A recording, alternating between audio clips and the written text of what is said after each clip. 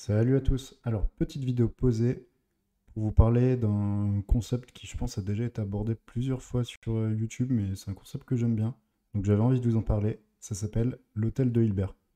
L'hôtel de Hilbert, ça permet de se donner des clés de compréhension sur la notion d'infini. Alors, l'hôtel de Hilbert, donc c'est un hôtel, il a une infinité de chambres, donc c'est une vue de l'esprit, hein. On suppose que cet hôtel est complet. Un nouvel arrivant arrive. Comment on fait pour le loger?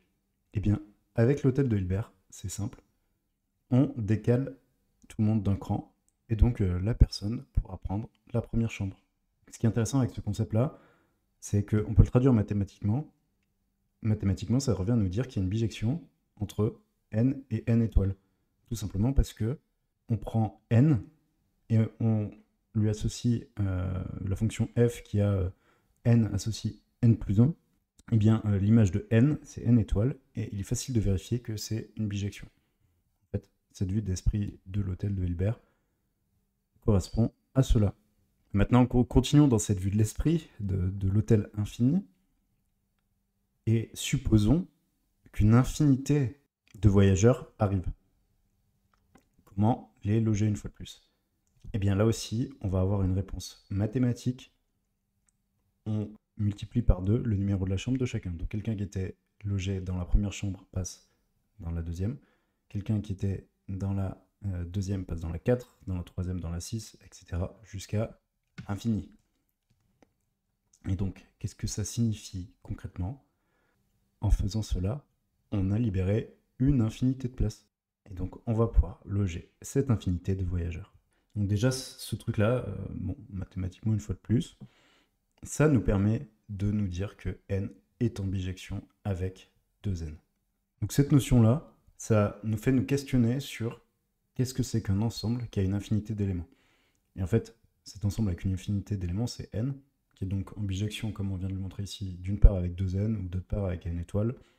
Et si vous avez fait un petit peu de dénombrabilité, n, il est aussi en bijection avec z, avec q, mais pas avec r. Donc en fait, on a plusieurs niveaux d'infini. L'infini de R est plus grand que l'infini de N. Une question qu'on peut se poser, c'est est-ce qu'il y a un infini qui est plus petit que R et plus grand que N?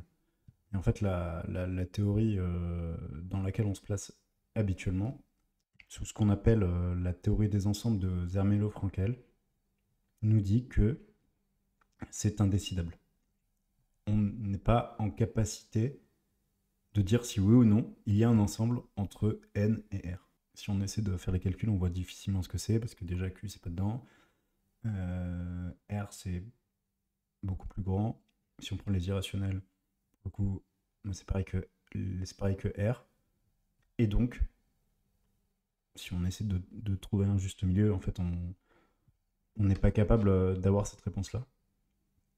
Et donc il y a un truc qui s'appelle l'hypothèse du continu, qui fait l'hypothèse que il n'y a effectivement rien entre les entiers et les réels. Voilà, c'est une petite vidéo point culture sur un format assez court. Dites-moi ce que vous en pensez, si ça vous a plu, pas plu, si ça vous plaît bien, on refera. Bien sûr, on a encore plein de trucs à se dire. En plus, là, il y a les euros qui arrivent, donc je vais vous préparer des exos au fil de l'eau. En tout cas, j'ai hâte d'avoir vos retours. Et puis aussi, ben, je pense que vous l'avez remarqué, j'ai un nouveau micro et j'aimerais bien savoir ce qu'il en retourne. Est-ce que c'est bien, pas bien? Est-ce que le son est mieux? Je pense que je peux encore améliorer les réglages, donc ça viendra au fil du temps.